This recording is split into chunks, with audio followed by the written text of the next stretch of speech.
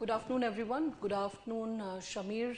And I can see on the YouTube chat all the students who have logged in through the satellite channel or the online channel.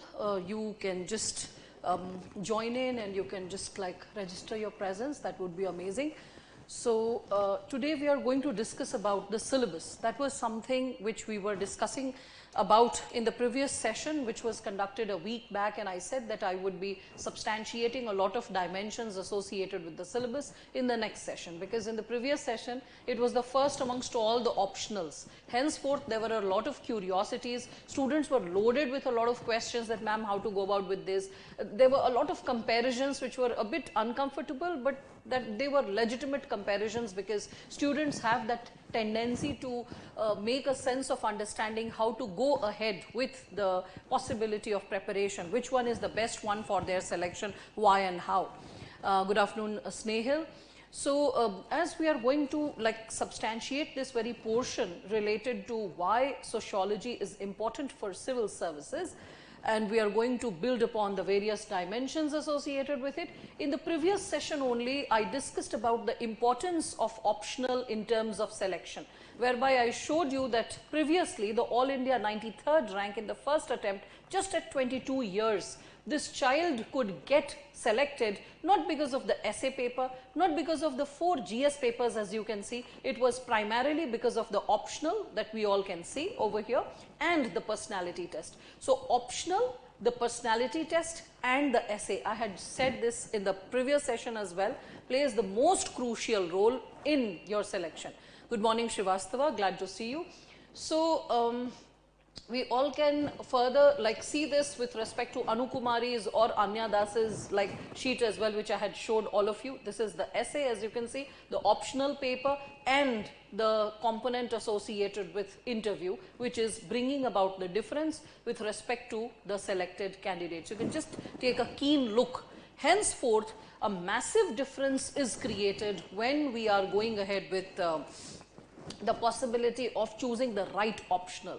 Well, a lot of you were making a lot of comparatives with other like subjects as well. So I would like to substantiate a lot of segments associated with the syllabus discussion and the relevance of this syllabus discussion in terms of understanding the present realities. But along with that, I'll always say that whenever you're making a comparative choice, rather than seeing the overall selection, always see that what is the percentage of candidates who actually appeared for interview. Because the interview marks and maybe the permutation combination which is coming from GS and essay and the optional, all of it is leading to the wholesome selection. Rather than seeing that, okay, 1500 students like, you know, qualified or 700, 200, rather than that, see what is the percentage of students who could appear for the interview. Because the possibility of appearing for the interview does get determined by your optional and your essay paper to a great extent. And there you will find that geography has a sizable number, and after geography, the 2017 data which was released by UPSC, you will find that the geography has a sizable number which is like quite large. And after that you will find sociology leading the board. Slightly lesser than sociology, you will find like optionals like public administration, political science, philosophy, history. These optionals are catching up. And then further comes like anthropology, literature subjects, science related subjects, engineering streams, they are there. Good afternoon, Ashish. So when we are going to discuss about the syllabus today, when we are going to substantiate the various segments associated with the syllabus, can we just see the satellite students idhar flip karke? So when we are discussing about the syllabus today, and as we are going to substantiate the various segments associated with it, then over here we can find out the very first topic is talking about the fundamentals of sociology. And in the fundamentals of sociology, the first topic says sociology the discipline, which is discussing about modernity and social changes in Europe and emergence of sociology. Now, there are some very interesting terms which are given over here. You can see modernity and social changes in Europe, emergence of sociology. Now, when I will be like starting this very discipline in the next week, like 6th onward, you will realize a very interesting facet that this is the youngest of all social sciences. And this, because it was the youngest, it was resisted the most. Prior to sociology, we had economics, psychology, history, political science, you name the discipline and it was there. Henceforth, a lot of intellectuals, they resisted this discipline, that why do we need sociology?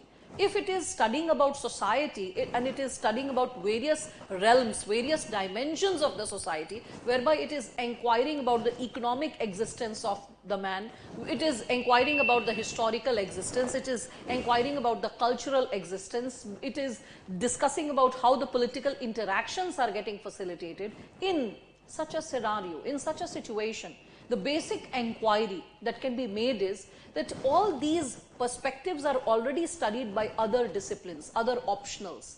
Then why do we need a distinct subject for it? Isn't it more like a, we can say, khichdi or a ratatouille, whereby there is a mixture of all elements which is leading to nothing? So they actually resisted the possibility, they actually did not support the possibility of sociology to emerge as an independent discipline, because they felt this is an unnecessary creation of a different discipline for intellectuals to gain global recognition. This was one level of resistance. But on the other hand, we see that there were a lot of global changes that were unfolding during that time period, because of which there was an inevitable necessity for this discipline. We saw intellectual changes in the period of Enlightenment, or in history, many of you must have heard about the period of Renaissance. After that, you must have noticed the underpinnings and the unfoldings associated with the political changes whereby the American War of Independence took place, which further inspired the French Revolution. The French Revolution inspired various other political revolutions across the Europe, whereby people started questioning the relevance of having a monarchy. People started experimenting with the possibility of democracy. People started thinking that can there be a scope and space whereby everyone can have equal rights? So the basic inquiry, which started intellectually, it started unfolding politically in terms of the changes that started happening at ground level. So after that, what do we see? We start seeing the unfolding of the economic changes through Industrial Revolution, which started changing the day-to-day life of a common man, the level of interaction, the possibility of human existence, the capability to survive, the nature of survival, the patterns of interaction. When all of it started shaping the human existence, then what do we see? We start seeing the possibility changing bit by bit, and that was something which started shaping the choices of a common man. This interesting pattern, this chaos the society was experiencing, this change and the challenges that a common man was suffering to adjust to the changes, all this we could see was unfolding constantly, and because of which we all could again see that how things started unfolding bit by bit in terms of a scientific, systematic inquiry to study these changes, because people got uncertain, people got unsure. They were really not confident what's happening and what ought to happen. People were really not confident that whether the choices they are making is profound or not. Who should be the guiding force? What should be the choice that should be made? Do all of you realize that whenever there is any kind of change, there is a higher tendency to resist and stick to the old order, whether it is in terms of your food, a basic choice I'm saying, and then you'll be able to understand what was happening to the man of like 18th century, 19th century, and how the man was interacting. Do you see the very possibility that, like, let's say a North Indian boy going to southern parts of India and getting employed over there, or a boy living in, like, let's say Kerala, though there is a difference in the food palette of Kerala and Tamil Nadu and that of Karnataka, but let us consider just generalizing the possibility of North and South, and let us say a boy from South comes to North. Initially, you might love to experiment with the choices of food that you are like eating. But then what happens over the time period? You start realizing that you cannot have this kind of food every day. You need the same taste which you have experienced since your childhood. because man has a tendency to stick to comfort, to the the common pattern. Good afternoon, Shivansh and Jhansi, welcome.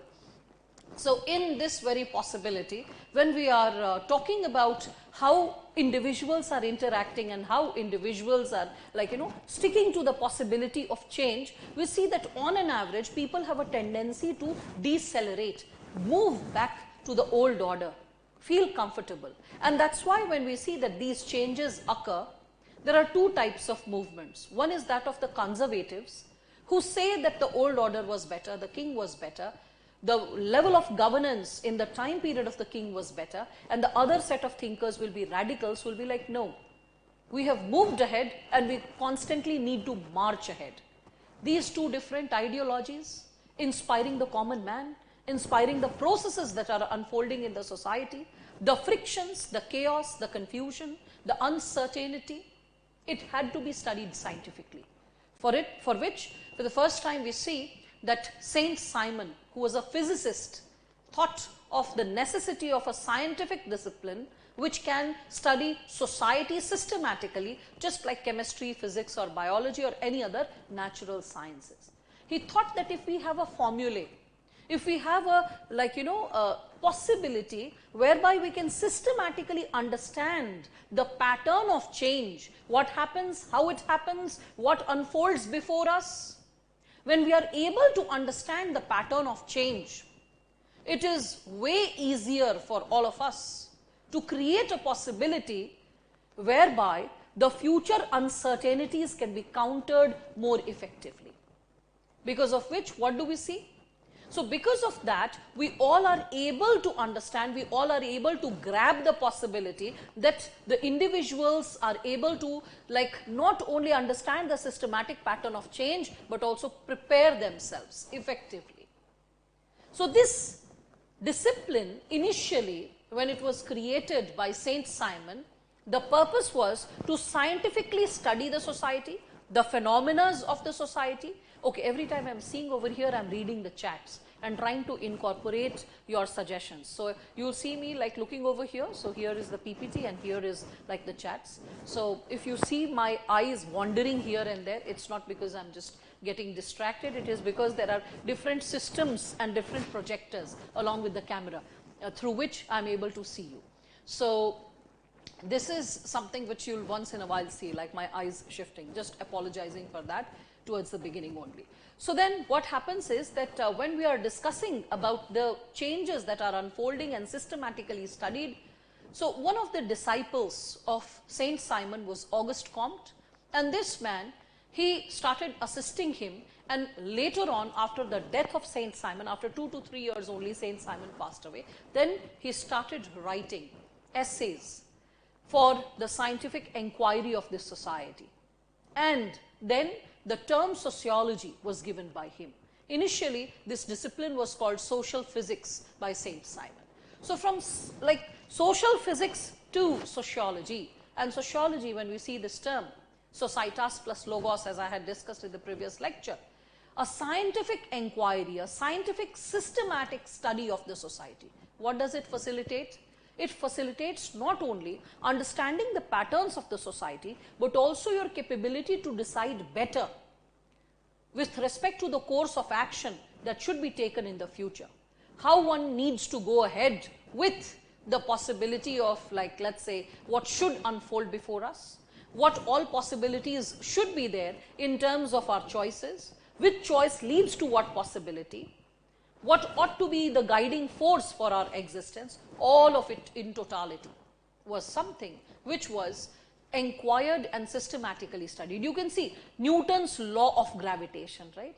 You can see in science there are so many laws, so many theories. In the similar manner, in sociology, because it is human sciences, you are studying the human beings, you cannot arrive at a universal law because people are subjective beings. They get influenced by their history, their culture, their psyche, their orientation, their socialization, their economic status. Everything influences the individual.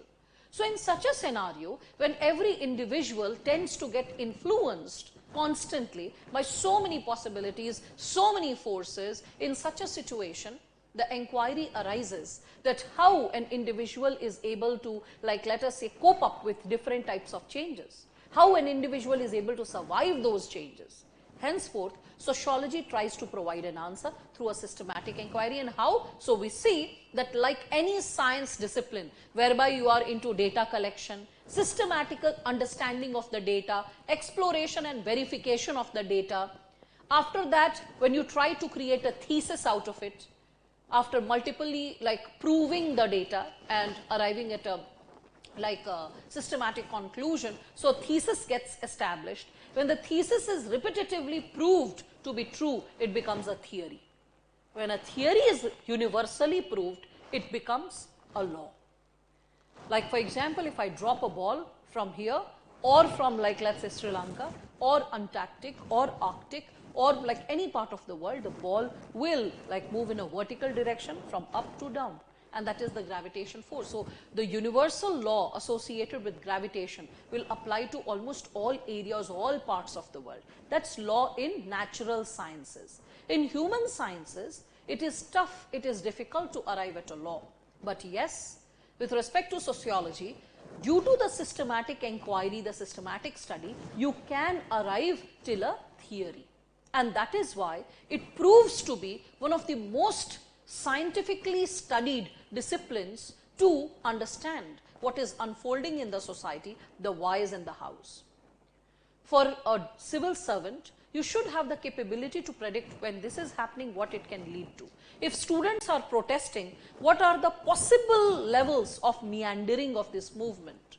How this movement can become peaceful, how it can scatter, how it can be incendiary, it can cause a lot of turbulence, a lot of violence.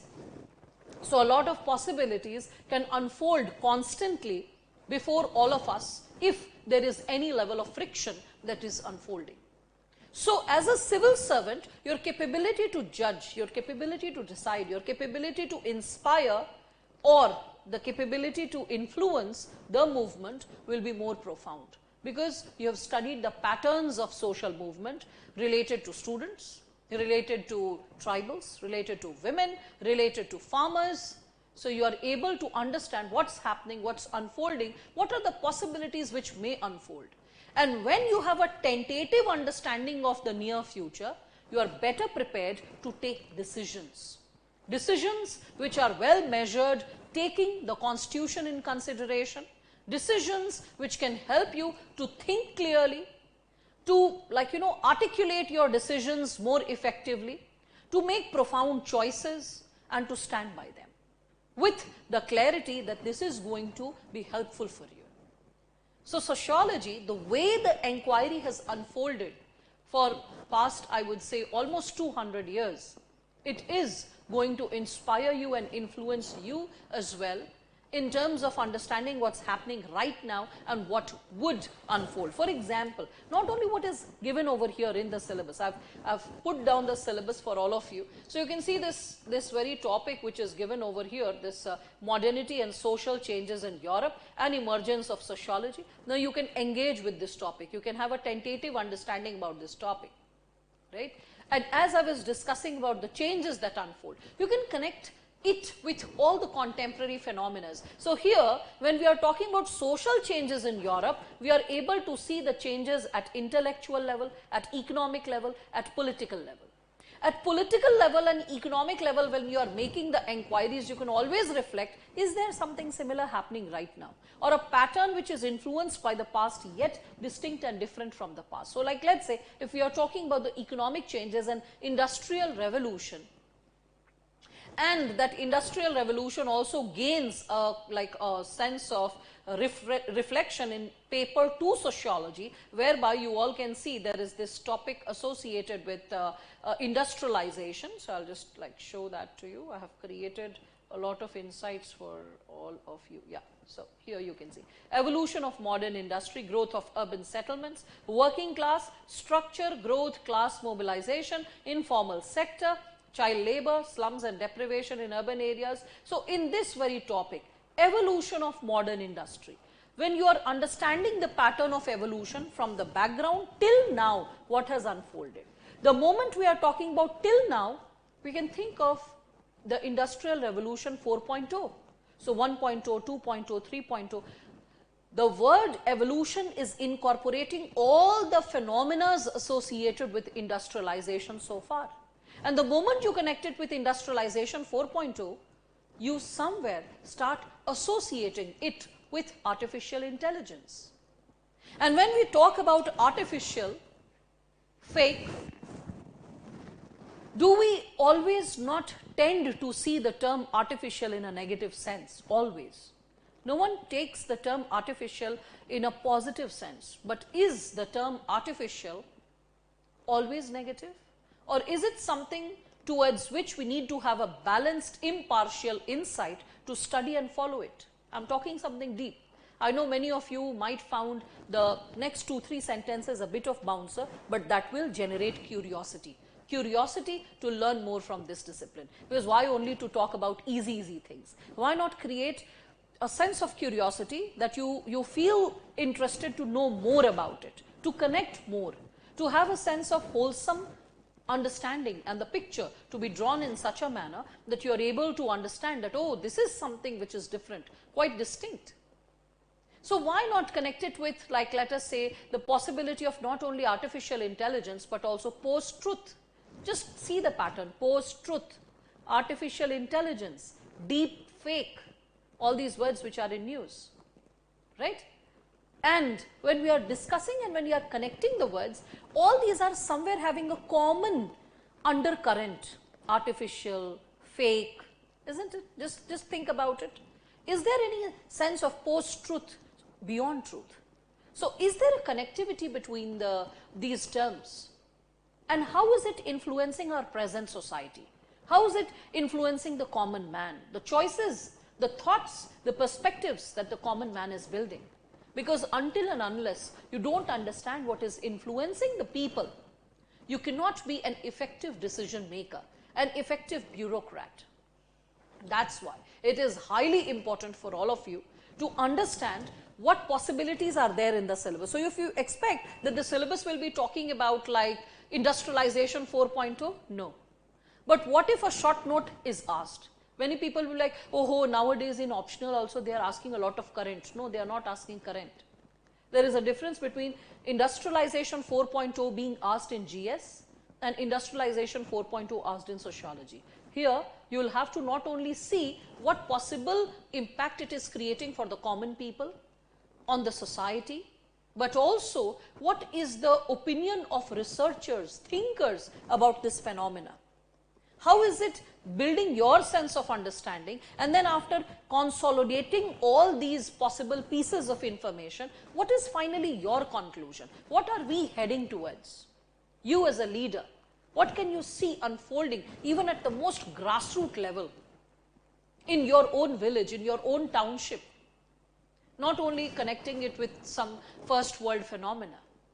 That is sociology, whereby it not only nourishes you with theories and perspectives, it makes you see what is unfolding before you in the society, to feel deep, to experience deep, to live deep. And that is something which nourishes you in and out. It makes you more profound as a leader, because for being compassionate as a leader, for being non-partisan or like unbiased as a leader, first and foremost, you need to know your people. You need to understand what is there existing in the society. Because in the absence of a wholesome understanding, this possibility shall continue. So anyway, as we are seeing this, the syllabus is quite interesting. As I told this to all of you, you will see there are comparatives. There are some common interlinkages if you have not yet observed. So maybe I can just show you certain topics and then I can just explain this. So 4 topics. Topic number 7, this one, politics and society, right?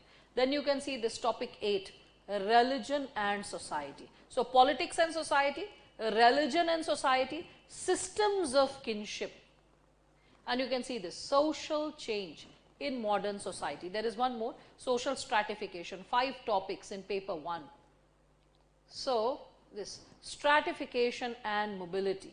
whereby the concepts of equality, inequality, hierarchy, exclusion, poverty, deprivation is there. There are certain theories also, theories which are recognized internationally. So you can see there is structural functionalism, there is Marxist theory, there is Weberian theory. There are certain dimensions associated with this topic, whereby there is the concept of class, there is the dimension of status group, gender, ethnicity, race. Yes, the moment race is there, even George Floyd becomes relevant for you from sociological perspective. Maybe the guy's name will not be asked, but how and why has the racist movement gained a new momentum in the wake of identity politics unfolding in the world? Such a question should be reflected not only for the sake of being a sociology student. Each and everyone is a sociology student, whether you do so consciously or unconsciously. But anyone who is being curious about the society, making enquiries towards our social existence, is the person who is trying to connect with what is unfolding and why is it unfolding.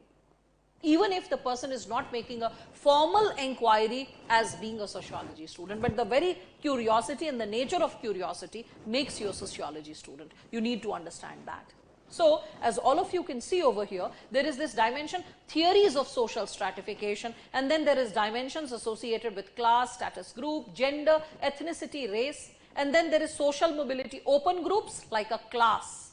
You can, from poor, you can become middle class, from middle class, you can become rich class. Closed systems like that of a caste. Once you are born as a Brahmin, you are a Brahmin. Once you are born as a Shudra, you are a Shudra. In such a situation, again another question arises, is class actually an open system? And is caste truly a closed system? Or can class be also, to a certain extent, be a closed system? And caste can also be, to a certain extent, open system. Is there any space, or are these rigid absolute concepts? All these inquiries, which generally makes you curious, but you are not informed or aware about it. Because curiosity is something which will make you connect with the discipline in a wholesome manner, right? So types of mobility, sources of mobility, causes of mobility, and when you are understanding this bit, you can connect all these 5 topics, that is stratification, politics and society, because in politics and society also you will see the theoretical, general, international perspectives associated with, like, let's say, power elite, bureaucracy, pressure groups, political parties. Now you're like, oh my God, there's so much of GS in it, right? You might be feeling that connectivity. Nation state, and other than nation and state, citizenship, democracy, civil society, protest, agitation, and then you're like, oh, these are different words having different meanings, different implications. Yes. So protests, agitation, social movement, collective action, revolution, all these terms that you can see. Again, with respect to religion, what has unfolded before all of us internationally? So, like, even the practices that have existed in the tribal communities to the modern practices of religion. So, from animism, monoism, pluralism, animism can be connected with, like, primitive patterns of like worshipping, whereby you're worshipping the plants and animals and the existence. I mean, I'll be discussing about animism, animatism, comparing the two, focusing moreover on animism, monoism, which you can see in Islam and Christianity, and like Buddhism. Similarly, pluralism, whereby pantheon of gods and goddesses can be like worshipped, whereby we can see in Hinduism we are experiencing samarthism, okay, whereby you can see in one temple there are so many gods and goddesses. So these patterns across the world, what is it all about, and how is it influencing us as human beings? Similarly, systems of kinship, whereby family, household, marriage, the types and forms of family which are existing before us, lineage and descent that is existing around us. Lineage, like, who are you like tracing your roots from? Your grandfathers, your grandmothers, right? So your ancestry, right? Patriarchy and sexual division of labor, contemporary trends. Again, with respect to social change in modern society, we can see the sociological theories of social change, development and dependency, agents of social change, education and social change, science, technology and social change. This is the theoretical orientation which will be more associated with the global phenomena. Yes, with a kind of Indian understanding with respect to what is unfolding in the Indian society. A definite understanding of that is also essential.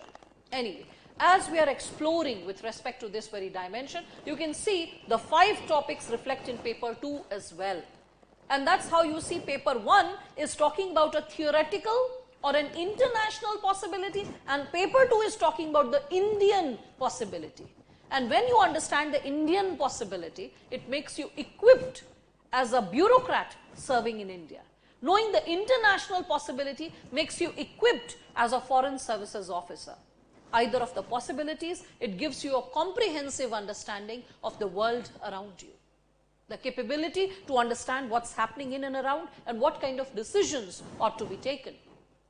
Let's see over here. So you can see it's written social structure, not social structure, yeah. Over here, when we are talking about this, you can see this caste system. Caste system is associated with what? Social stratification. Stratification chapter, remember? And here you can see caste system. The 4th topic, yeah. So perspective of the study of caste system. So what do the thinkers have to say? Now the question is, why to study thinkers? Many people sometimes feel that, oh, in different subjects, whether it is political science or like, let's say it's history, or it is public administration, philosophy, why do we have to study thinkers? Because you are not a researcher, but you want to study a discipline scientifically. You want to understand how systematically things have evolved.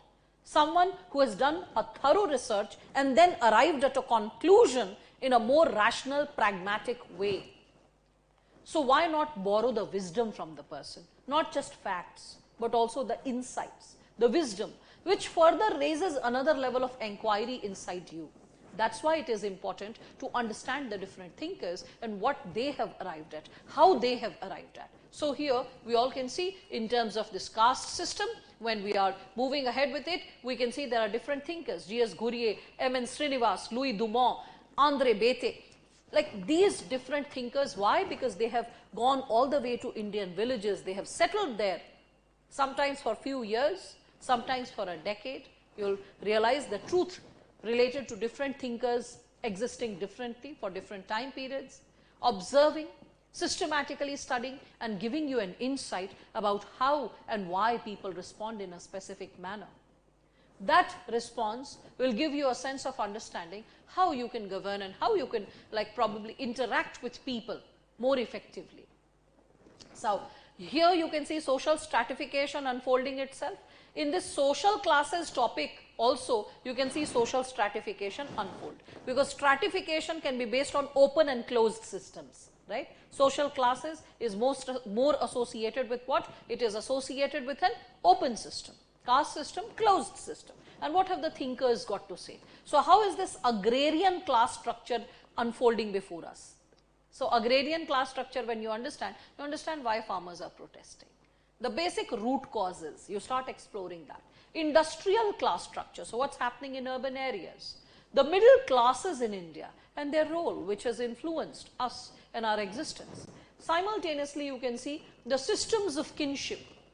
So kinship, when we talk about it, in terms of kinship, kinship is associated with what? Our bloodline, our lineage, right? So it is associated with, like you can see, lineage and descent in India, types of kinship, family and marriage, household dimensions. Now patriarchy is something which can again associated with social stratification, right? Entitlements, sexual division of labor. These are the terms which all of you can see that is existing. In paper 1, it is more associated with international and theoretical perspectives. In paper 2, it is exclusive to the Indian understanding. So that's how you see a lot of topics are reflecting and echoing the, like we can see the chords starting from paper 1 and then flowing all the way to paper 2. Religion and society. So religious communities in India, problems of religious minorities. Right? So even if CA and NRC is not mentioned, it is part of your syllabus. Even if Uniform Civil Code is not written over here, but it is a part of your syllabus. Because that is how you start finding the undercurrents of a syllabus, what's going on in contemporary times and what is reflected in the syllabus. And that not only gives you a comprehensive composite understanding related to what's happening before you, it also gives you an understanding of certain topics from general studies to prepare GS better, isn't it? A lot of topics are getting connected with GS as well, right? Okay. Then we can also see this dimension associated with social changes in India.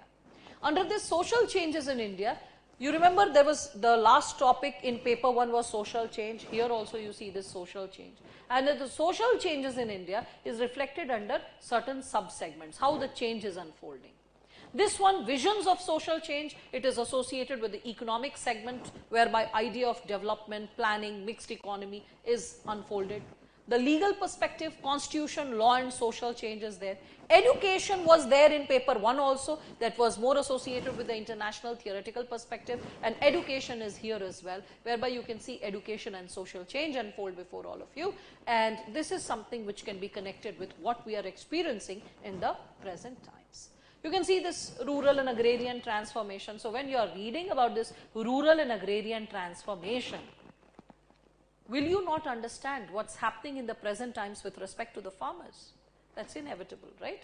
So you can see programs of rural development, community development, cooperatives. ये सबसे question नहीं पूछ रहा है, पहले ही बता दे रही हूँ. You will realize that constantly as I'm discussing the chapters, I will be giving you an insight which are the important topics, which topics have never ever been touched by UPSC. You should have a comprehensive understanding of it, but you don't necessarily need to memorize it per se. Like CDP, cooperatives, for past 10 years not a single question has been asked. Cooperatives was still asked in the past. CDP, one of the most untouched areas of the syllabus. Poverty alleviation schemes, means anything and everything that the government has done for poverty alleviation can qualify as a question over here. Means MGREGS also qualifies in your syllabus over here. All the various committees which have evaluated and estimated poverty is also a part of this. Now you can see the comparatives with GS. You're like, oh boss, it is so very close to GS. It is so easy to understand, right? GS paper 3, whereby you are studying about agriculture, the understanding of that can be built from this area. The problems of rural labor, bondage, migration, reverse migration which we experienced right now due to COVID, everything comes under this. The impact of reverse migration on the census. So population is there in your syllabus, so they can connect the two chapters together and ask a question. Why not? You can see this with respect to like, after this you can see this not only green revolution. Why only green revolution? Why not evergreen revolution? Because after this word is written social change. So even evergreen revolution qualifies for the syllabus. You cannot resist saying that, oh my God, why this question over here? National Food Security Act has also been asked. Why? It is also a poverty alleviation scheme, whereby food is guaranteed, food is secured. So you cannot like resist that, oh, how come this question is there? And henceforth, a comprehensive understanding of this area enables and strengthens your understanding of GS paper 1 to a certain extent, that is Indian society. GS paper 2, whereby you are discussing about the component of hunger or education, or you are talking about NGOs, civil societies. Now you can see the comparatives. You can see the possibility related to GS paper 3 agriculture, and to a certain extent paper 4, when you will be understanding the unfoldings of the society and human behavior, patterns of socialization, and how it influences the values, which is something which is discussed towards the beginning in the initial few chapters. Anyway, let's see. So after this, you can also see this industrialization, see this politics and society. Remember, in paper 1 also there was politics and society. So this is something associated with nation, democracy, citizenship. Now citizenship, India, so that's why I said CA and RC is inevitable. Political parties, so they can just ask you about the nature of politics that is unfolding in terms of coalition politics, and whether coalition politics has strengthened democracy or has eaten to its core. Something like that. So you don't need to write a generalized answer, an answer based on common sense. It should be an answer based on facts, relevant inquiry, observations. So you can just understand that पढ़ना तो हर कुछ है ना, everyone has to study. लेकिन मजे से पढ़ने की बात ही कुछ और होगी. If you are studying something with a lot of fun, with a lot of inquiry, with a lot of insight, with a lot of engagement, and every day when you feel that your understanding of the world is better, then learning becomes fun. Because any day, anyhow you have to study. Why not learn something, why not study something which becomes more of a fun, right? See this further as we are unfolding this. Regionalism and decentralization of power, secularization. It's not secularism, secularization, mind the word, okay? Though it is connected to secularism, but how is it slightly different from it? That is also an inquiry you need to make. You can see the social movements, and in this you can see peasant and farmer movements, so from past to present, women's movements, backward classes and Dalit movements, so you can think of reservation and all that. So whenever I teach the chapter of caste system, then and there only I connect it with the backward classes and Dalit movement, then and there, so that this topic is completed over there itself. There is no drag that okay, when social movements chapter aayega tab alag se padhenge, because there is a possibility a child may forget the insights associated with what is taught in the chapter of caste system. So I tend to borrow, like it's not like I'll finish paper 1 and then paper 2, no. Whatever topic is gaining a reflection from paper 1, then and there it will be taught. So like let's say when I start the topic of social stratification, after completing paper 1 social stratification, from paper 2 I'll finish caste system, I will finish social classes in India, I will finish the women's, backward classes and Dalit movement, then and there, finish. When I'm discussing about in the stratification portion, when I'm discussing about the concepts of gender, then I will start connecting the concept of gender with paper 2 patriarchy, and then connecting patriarchy with women's movement. You'll feel the logical corollary. So the way it will be discussed will make more sense and build the broader picture for all of you. Though the topics might be slightly different, but as I have taught you and trained you, to most of you, majority of you who have been my GS students at different platforms, because right now students are associated from different platforms right now. So those students who have listened to me in the past, they must have remembered how I have discussed how to go ahead with the creation of your notes. First and foremost, the syllabus should be pasted. Then every topic which you are going to now make notes of, this detailed syllabus of that topic should be pasted. The contours that the teacher has discussed, that should be mentioned. All the current notes, anything which is in news, that should be updated towards the end of that chapter. Remember all that? We will follow that even for Sociology Optional. So that everything is systematic. Suppose you are dealing with, let's say, social stratification paper 1, and from paper 2 I am discussing caste system, I am discussing let's say the dimension of classes.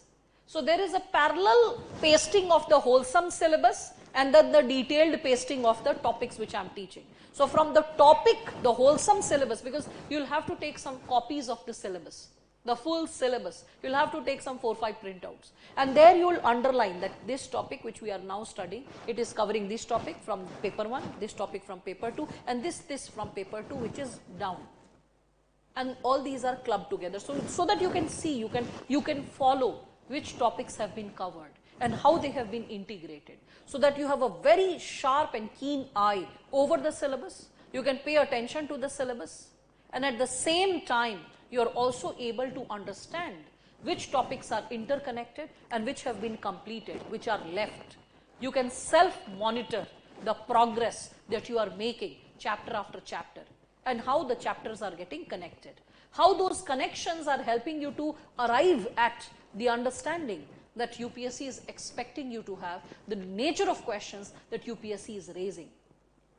Further, we all can see when we are discussing about it, there is this certain topics, that this is the last topic of your paper 2, which is so very connected to GS, you will realize this. So you can see crisis of development, displacement. So is displacement somewhere associated with migration as well? Distress migration rather, isn't it?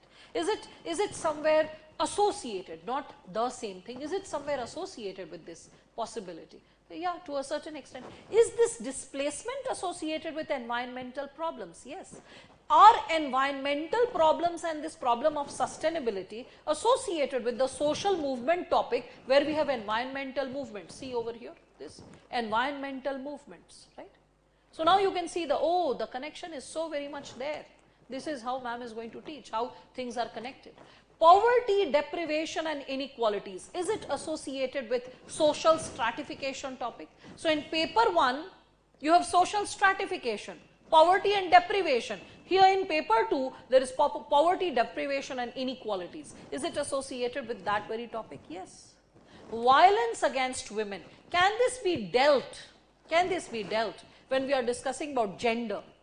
When we are discussing about patriarchy, when we are discussing about like social, like let's say movements related to women's movements, can we associate this very possibility of violence with that topic? Yes.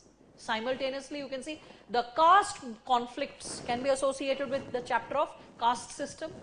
You can see this ethnic conflicts can be associated with social stratification, where you are studying about ethnicity and race.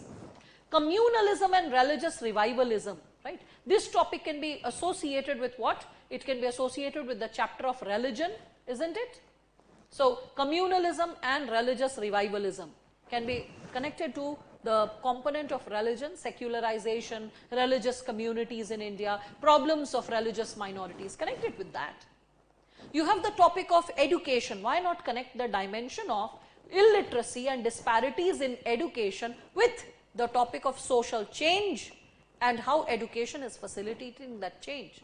So, after social change, how it is facilitating transformation.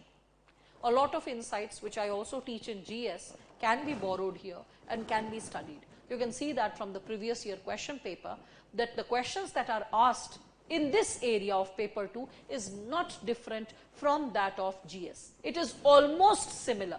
The difference is how you treat it. In GS, you can go ahead with few facts and some generalized understanding. In paper 2, sociology, you will have to quote the insights of thinkers, what opinions they give, because that will give a sociological understanding, because you are not doing the scientific systematic study, they are doing it. So, what opinions they have.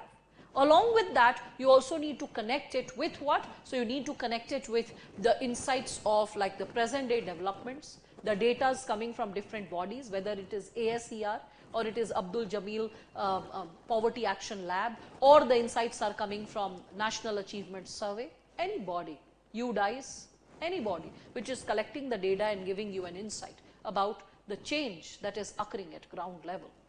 Okay. If you can please kindly name all the books needed for a beginner in sociology.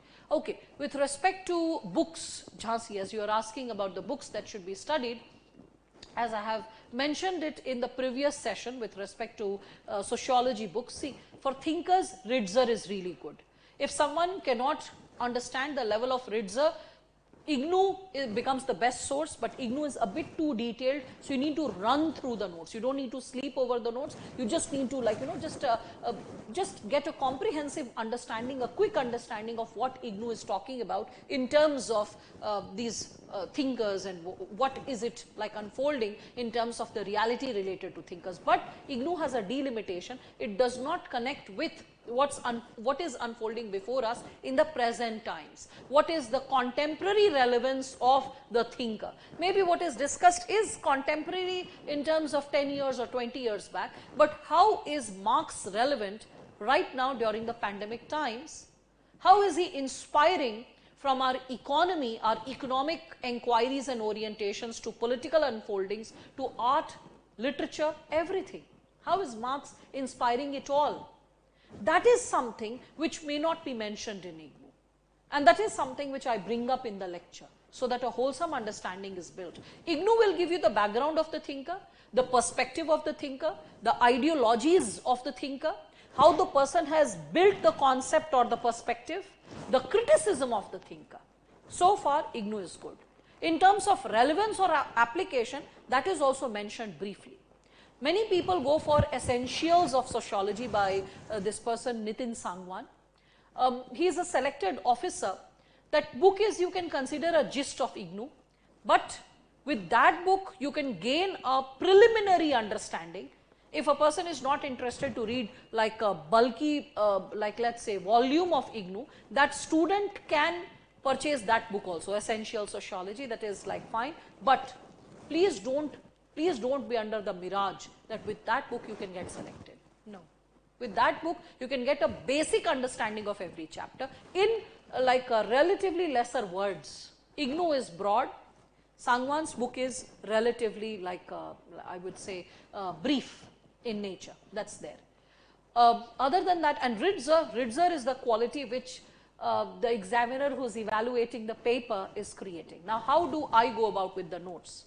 So, I cannot expect you to buy Ignu also, Ritzer also, this and that, Abraham and Morgan for few thinkers. I cannot do that because I understand the budgetary constraints of a student. So, what I have done is, like let's say, suppose my topic of thinker is going to start, suppose I am saying, okay. So, what I will do is, before the topic starts, a mail will go to you, which will be like, let us say, related to Karl Marx, if I am going to start with Marx, and there will be a 20-25 page notes related to Karl Marx, only Karl Marx, okay. It will be more like a handout. I will expect you to read it, just one quick reading before the lecture, because a student can read 20 pages in 2 hours, and you can devote 2 hours before the lecture by just quickly running through, without making an effort necessarily to understand it. Then what will happen in the class? I will explain the concepts. Whatever I will explain, the details of it will be mentioned in the handout. So, in the class you will realize there is minimal dictation. There are a lot of flow charts which you will be taking down, but other than flow charts, there will be minimum dictation. Maybe a thinker or two, a criticism or two, or an application or two which is not mentioned in the sheet. I will encourage you that, okay, the handout which I have mailed you, if you have taken the printout, please add these few points which might be missing over there. That's it. 95% of everything is in your hand. You are not wasting your time taking dictations. I refrain from dictations. You will realize that as you get associated with this optional paper. Then it does not stop over there. Once the thinkers are over, all the 6 thinkers are over, I will dispatch a booklet, a fat booklet related to thinkers. That booklet will be a combination of chapters, few chapters from Ritzer, few chapters from Ignu, and few chapters from Abraham and Morgan, all blended together. Sometimes you will find that, like, you know, so you are not like purchasing the 3 books. It is just in a fat booklet, all the 3 sources. This shall continue from chapter to chapter. So, like, let's say if I am talking about tribes in India, so there will be a subtopic from Nadeem Hasnain, there will be something associated with it from Virginius Khakha, there will be something associated with the tribals with respect to S.L. Doshi, and when he discusses about post-modernity and tribals in India. So, it will be a composite whole from all the 3 sources in the booklet, and that booklet is studied after the lecture has been taught and the handout has been studied. So, first you are getting introduced with respect to the handout, and then you are getting an understanding associated with the booklet. Okay. So, Yashika, as you are asking about this question, that will you get a printed material of the handout, you will get a printed material of the booklet, the book which is from different books, so that you are not visiting a library or you are not purchasing the books. You are getting all the different books consolidated together in the form of 8 books. There will be 8 parts, whereby the chapters have been clubbed. Like, let's say social stratification, social classes, caste in India, all clubbed in one book as a chapter or 2. That's it. And then other chapters like kinship in India and kinship in paper 1. So, paper 1 theory and India both clubbed together in one book.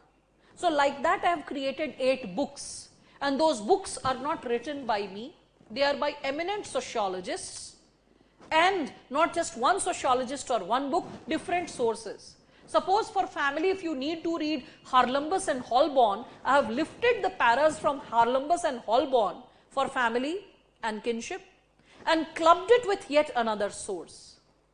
So, that is how you are getting the books. Books, everyone will be getting the like the hard copy that will be dispatched at your address from the management. For books, I am taking that responsibility. With handouts, the 20 pages, 10 pages handout, which is provided chapter after chapter, that is your responsibility. That I will mail to you. You can read a soft copy, you can read a hard copy. You know, I am very old school. I am a person who is more comfortable reading a hard copy. So I take the printouts. If you are taking the printouts, you can always add. If you are smarter with soft copy, you can make additions, you can make editing. Go ahead with soft copy, whatever makes you comfortable. In the end of the day, what really matters is your selection. So this is what I would be talking about in terms of the notes.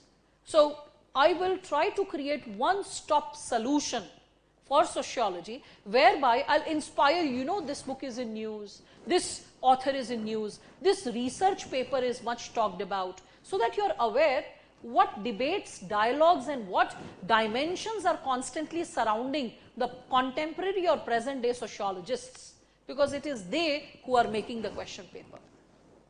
These senior university professors who are making the question paper. So what they are surrounded by, what debates, what dialogues in different symposiums, in different, like let us say seminars, what they are talking, I'll make you aware of it.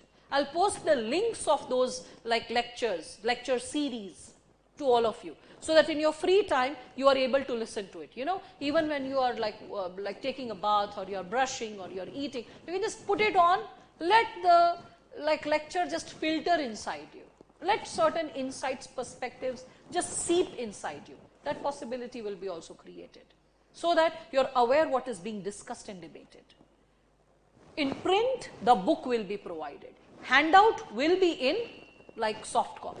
Okay. Again, I repeat for all those students who might have got distracted, there will be 3 sources. One source is coming from the book that is provided.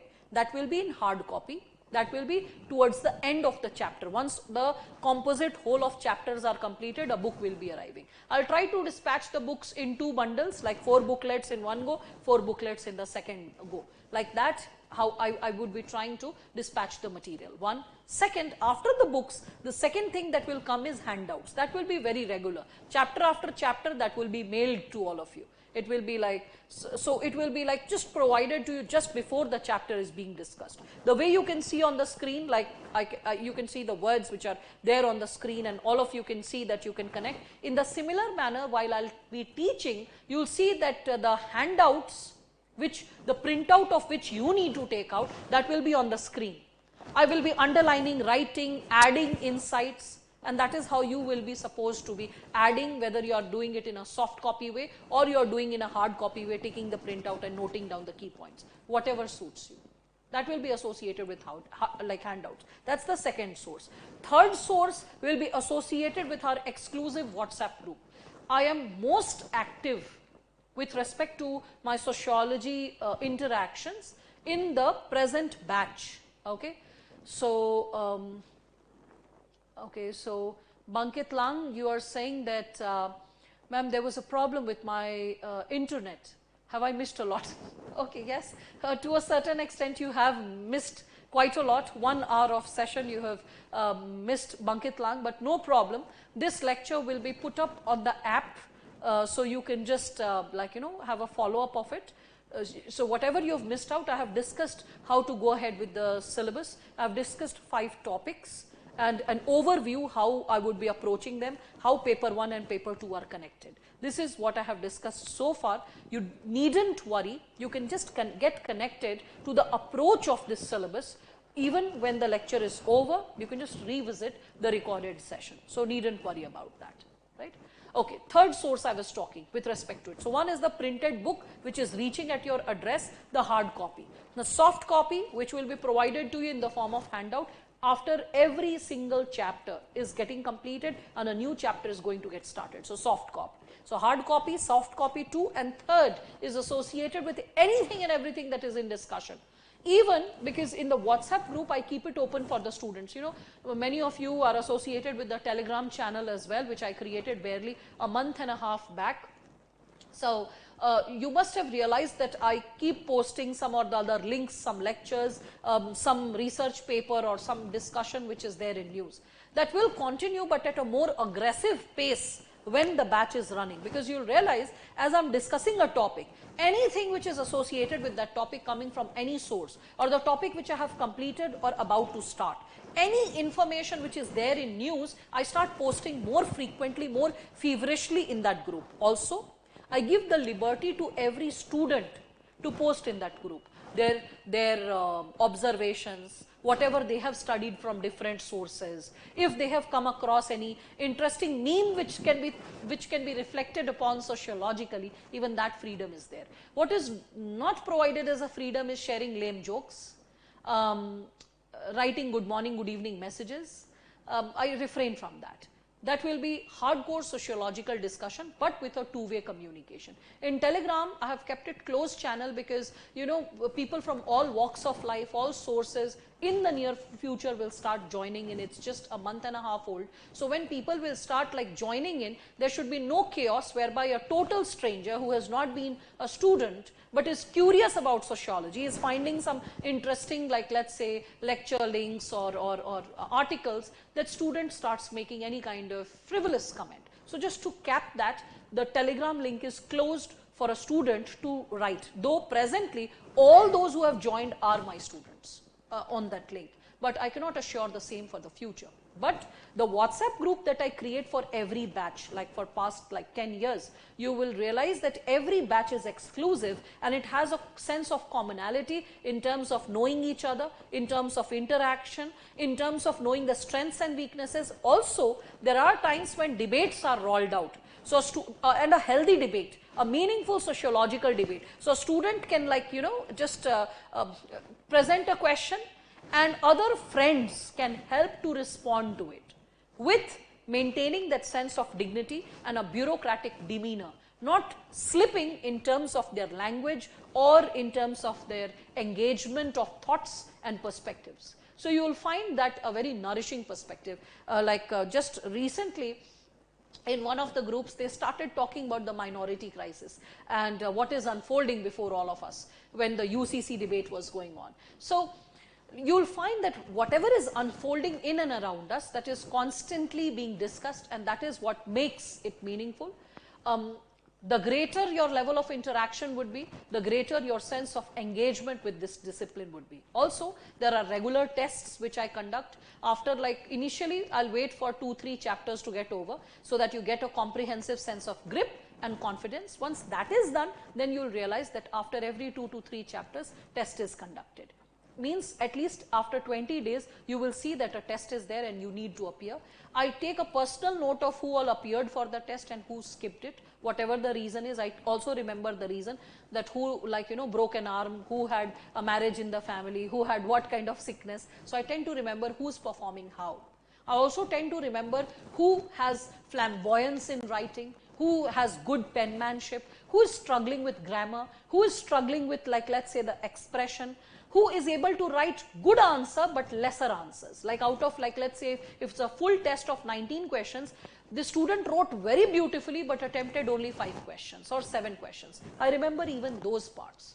Who is overall leading the board but without declaring it to the student, so that every student knows that ma'am knows my strength and weakness without the fear of being judged by other friends. Yes, I do appreciate the opinions in the group when a student is coming up with a good link or coming up with a profound discussion or a debate in the sociology group. That's always there. So it will be like a comprehensive interaction, a sociological interaction without any meaningless diversion associated with whatever is happening in and around us. If there is any diversion, I take the command of the situation and control it if it's happening in the group. So far you people have understood how this portion is associated with GS. You could see that, right? And you could also see that how the components, like here you can see this population. I mean, this topic was not related to the first 5 topics of paper 1 sociology, but still you can see population and the concepts related to aging, sex ratio, child and infant mortality, reproductive health, birth, death, migration, population policy, family planning. This is something associated with the chapter of population which is there in GS paper 1 right, Indian society. So you prepare it here, and certain topics of GS are simultaneously completed, not prepared, completed. You don't even need to like have a glimpse of it. That's the benefit of being a sociology student. And like if you are again like reflecting upon the question, so all of you can see this, challenges of social transformation, how it is a composite whole of 5 different chapters, right? Again, you all can see over here with respect to this area, this is associated with after this social movements, and then politics and society, industrialization and urbanization. You have urbanization in GS paper 1, Indian society. So that's there. Rural and agrarian transformation, you can unfold it with respect to GS paper 3, agriculture, social changes, religion, kinship, social classes, tribal communities, right, caste system. Now nothing looks alien to you. You are curious to know more, and you are associated with these topics, right? Rural and agrarian social structure, how it has evolved, the land tenure system, land reforms. So there is a definite reflection from history, and then connecting it to the present contemporary times, what we are experiencing right now. So you can just connect with that. Then I'll get back to the first topics related to paper 2. Let me first show the paper 1 segments, which are left. So topic 1 I have already discussed. In fact, I started the discussion with this topic 1, right, of the syllabus, fundamentals of sociology. I discussed how sociology came into existence under what was unfolding in Europe, and how those inquiries were impacting us. Just give me a few seconds.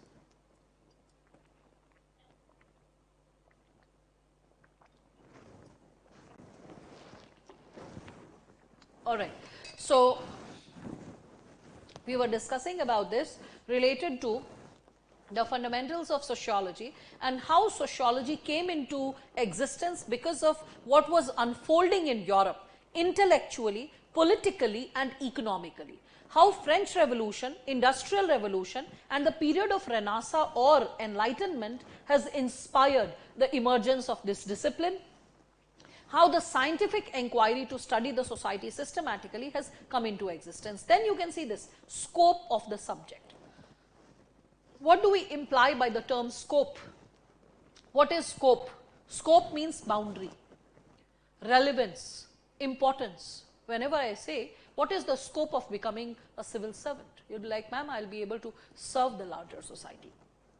I'll be able to stand for the interests of the people. I'll be able to justify the concerns of the people. I will be able to represent the challenges, what people are experiencing and how to get rid of it. So I'll be able to represent the system, the nature of intervention, as well as understand the aspirations of people and help them fulfill it. So when we talk about the scope, scope is associated with the relevance, the importance, the boundary. Okay, so what are you going to like think about it? So some, like, you know, there are different schools of thought associated with this also. So one school of thought will be like, oh, sociology is studying something which is not taught by any other disciplines. So like, let's say other disciplines are not talking about few topics related to family, marriage, kinship, or topics associated with how the urban phenomena is unfolding, some certain dimensions related to population dynamics. So they will be saying that sociology is going to study something which other disciplines are not studying, something exclusive, which is not taught by any other discipline. That will be one school of thinkers. School means group. Over here in common sense I'm saying. It's not just group, but you can just consider a pool of thinkers believing in a specific ideology or a set of thought. Okay. For that we will be using this term school, though it is also used school of fish. Okay. Anyway, so not getting into the grammatical aspect of it. So when we are talking about the school of thinkers who are believing that sociology is in its scope discussing about those chapters and topics which is not covered by other disciplines, then we move ahead further and we start reflecting upon the scope of this subject in terms of, like, let us say, how and what starts unfolding before us in terms of the scope of this subject with respect to what? So with respect to, we see the scope, it starts unfolding itself related to all other disciplines where there is sharing of insights. Sharing of insights, like let's say It is studied by sociology also and some other discipline as well, but the way sociology is studying is slightly different from what the other discipline is talking about, like work in economic life, like political system. So these set of thinkers will be saying that no, sociology is borrowing insights from other disciplines, but giving its own unique perspective, its own unique understanding and touch. So it's not that if a topic is studied by other discipline, it cannot be studied by sociology. It will be studied by sociology, but differently, but with a different nature and level of engagement. That is what is there under the component of scope of subject, right? Again, another school of thinkers like C. Wright Mills, he talks of sociological imagination. Now you'll be like, what is sociological imagination? This word is very different. Yes. He says that every individual biography is associated with the larger pattern that's happening in the society. Means if today's youth is unemployed, if today's youth is underpaid, if today's youth is not able to avail the benefits of different governmental interventions, then it has something to do with the nature of government policies, with the nature of how the policies are drafted, how the beneficiaries are getting associated with it. Means anything that's happening in the society, not only understanding it from the individual perspective and what the individual is experiencing, how it is associated with the larger wholesome phenomena. Through his concept of sociological imagination, C. Wright Mills tries to inquire this very possibility and arrive at the answer of the scope of sociology, right? So you'll come across like Talcott Parsons with his own perspective. So a lot of thinkers will be talking about the scope of the subject. Similarly, comparison with other social sciences. So how there are certain common features between anthropology and sociology. That's why they are referred as twin sisters. You understand, twin sisters means there are a lot of commonalities, yet how sociology is distinct and different from anthropology. How sociology and political science share a common ground and how they become different. Psychology, philosophy, history, okay. So various other social sciences, how they are related to sociology, how there is borrowing of insights and how they are distinct or different from each other. That is something which is being discussed in the component of comparison with social sciences. Then we can see sociology and common sense. Under sociology and common sense, how sociology is a scientific inquiry and a scientific discipline different from common sense. Your common sense can guide you to some opinions which are very generalized but dangerous. Like saying that, oh, this and this caste people are like this and this gender people are like this. So labeling people, labeling communities, generalizing opinions, and how dangerous it is because it doesn't let you be unbiased. It doesn't free you from prejudices. And one of the prime values of civil services is what? Non-partisanship. So how it influences your behavior in such a manner that one of the virtues, values as a civil servant that you need to have, that is non-partisanship, gets impacted, it gets affected. So that is something which is checked in this discipline. So when sociology makes a scientific inquiry, it distances itself from common sense. Yet common sense motivates us that this is an issue which is treated as a common sense. Can we make a scientific inquiry and arrive at a systematic logical explanation associated with it? If a systematic logical explanation can be arrived at, then we all can understand, we all can consider that sociology, though it is borrowing its insights of inquiry, the topics of research, sometimes from common sense, but it is distinct or different from common sense, because common sense is based on emotions, beliefs, not based on scientific inquiries, not based on verifiable truths. Sociology will always be based on verifiable truths, based on something which you can always cross-check. Okay? Now, you can further see sociology as science. So when we are talking about verifying, cross-checking, making it a distinct discipline, then you will make an inquiry how sociology as a science when we are talking about it. So how sociology as a science is like scientific in nature yet distinct from natural sciences. So how can we connect sociology with science as a discipline? What are the methods that are used in sociology, and what is its criticism? How is it different from a natural science? So the critique. What are the major theoretical strands which can be used in sociology if you are going ahead using certain research methods and techniques? So what are the major theoretical strands that you follow? And then you find there are two different approaches. One is related to positivism. Positivism, ये word आपके लिए आज first time, you're for the first time listening to this word, so you might be feeling that this word seems to be very technical. Don't worry. Positivism is a word which you will listen so many multiple number of times that you will gain a sense of ease with this dimension, with this term. And what is it? It is related to natural sciences. The approach of physics, chemistry, biology. So the natural sciences, the way they inquire. If we develop sociological inquiry, sociological questioning with respect to positivism, with respect to natural sciences, that will be called as positivism. Right? But if we don't use the natural science method, if we use a social science method, that will be non-positivism.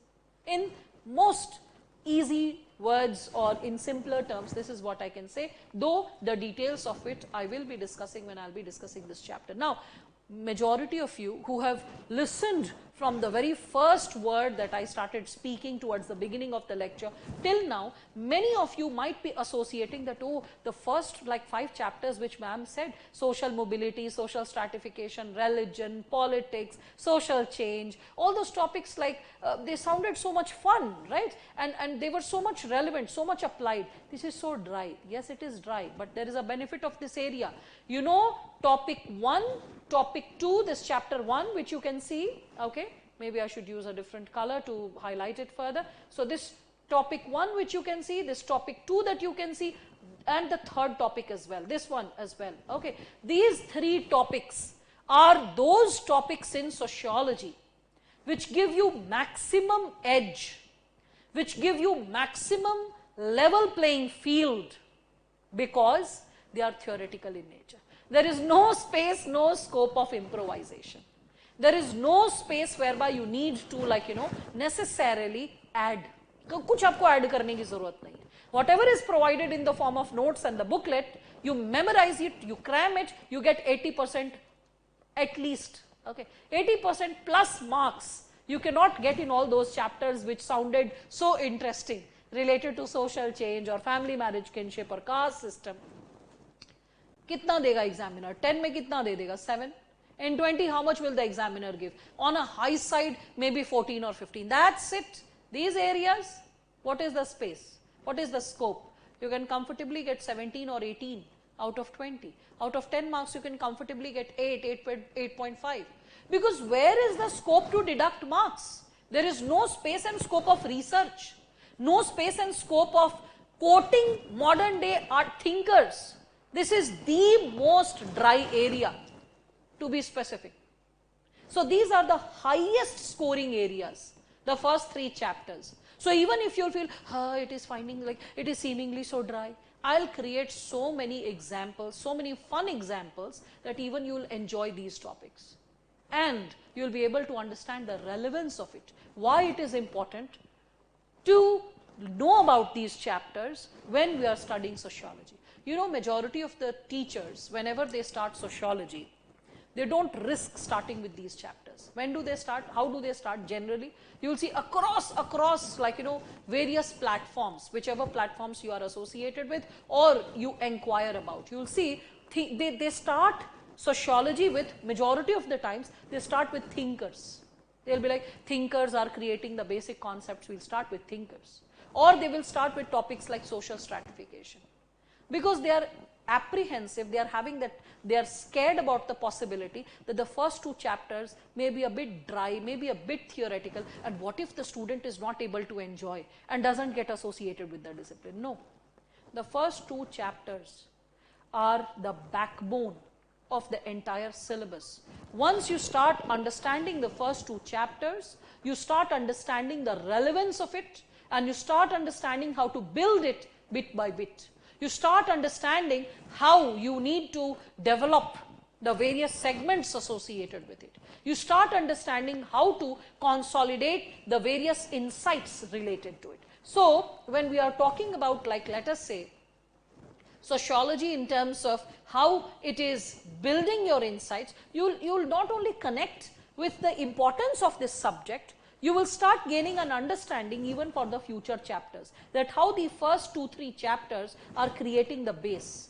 Maximum what can we do is, the first 2 chapters can be taught, the 3rd chapter can be taught once you have completed, like, let's say, thinkers, paper 1 thinkers, paper 2 thinkers. Then you can understand what research methods are and what the thinkers have used as a research method to arrive at their study, to arrive at a specific theory, to, like, give a specific ideology, to propose an ideology, what research methods and techniques they have used. So, the examples, if they are taught and then I am discussing the theory, the 3rd topic can still make sense. But first and second topic, in the absence of it, your tendency to build and develop the various dimensions will be missing. No, Amit, I am not going to teach sociology on any other platform other than the platform that you are attending right now. This platform is a combination of 3 platforms. There are students of satellite, there are students of online course, and there are students who are attending it through YouTube Studio. So, you are attending it through YouTube Studio. These are the 3 sources which are clubbed together on this platform. I am not coming on the platform that you are asking for. I'm not associated, like, I'm teaching GS, I'm teaching Indian Society, Social Justice, Ethics and Essay, even the CSAT portion of comprehension over there, but not giving my optional. That is the only thing that I'm saving it for myself, and I hope you respect and understand why this is being done. So, that is there. But yes, if you have already sought an admission over there, there can be certain facilities that can be created for you, for which you will have to speak to the management and they will give you a way out, because we have created solution for that as well, that how a student who has already been enrolled, for that student, how we can create a space whereby that child doesn't lose the space and scope of learning just because of any kind of constraint, whether it is orientation at other place or it is monetary constraint or whatsoever. So, you can just reach out and we can provide a solution to your problem. But it is all about talking. When you talk, we are able to provide a solution. Without comprehensive conversation, the offering of solution can be tricky. So, this is what. All right. Now, when we are moving ahead with this, we all can discuss about this. You can see this with respect to sociology as science. This is something which has been explained. So, you can see how does a discipline become science in nature. So, that is by research methods and analysis. So, when you are going for research, when you are providing like research, then you all can find that with the research method and analysis, you can prove how sociology is a science. So, any kind of science, how do you make scientific inquiry? By qualitative methods and quantitative methods. In qualitative methods, you will be having a smaller sample size, but that will be giving a qualitative understanding of the wholesome population. Like in simpler language, you all must be knowing clinical trials. So, you don't start doing the trial on millions of people, right? You pick and choose very few individuals, like let us say belonging to different ethnicities, race and background. You create a sample size of like let us say 500 or 1000 individuals. You test the vaccine on that individual, you see what are the repercussions which the individuals who have been volunteers for the vaccine, how they are responding, and whatever their response is, on that basis what you do, you start like supporting and you start strengthening the possibility of selling that vaccine in the larger market, right. So, what happens is that you are using a smaller sample size, but that is a qualitative sample size which will give you confidence that even though the medicine was tested on 1000 people, it is efficacious to be tested now on like let us say 10,000 people. So, In the similar manner, in sociology also, we have certain qualitative methods whereby using a smaller sample size, you can arrive at a conclusion or a solution what the larger community is experiencing. Similarly, quantitative methods whereby you are having huge bulk population, like census of India. So in census of India, you are using a quantitative method to study the population.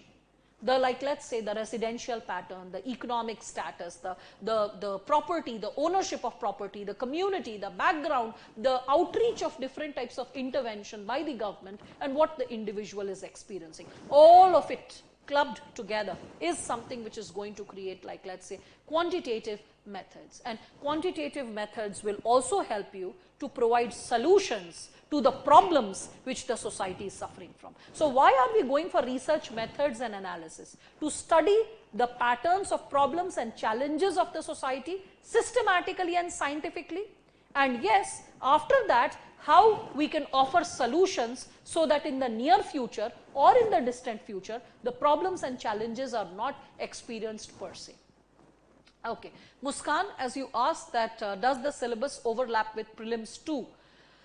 It helps you majorly in mains. With respect to prelims, here and there it can help. Like in the near future, when the census will be there and you will be updating it with respect to sociology, then you will find that the component of population will be helping.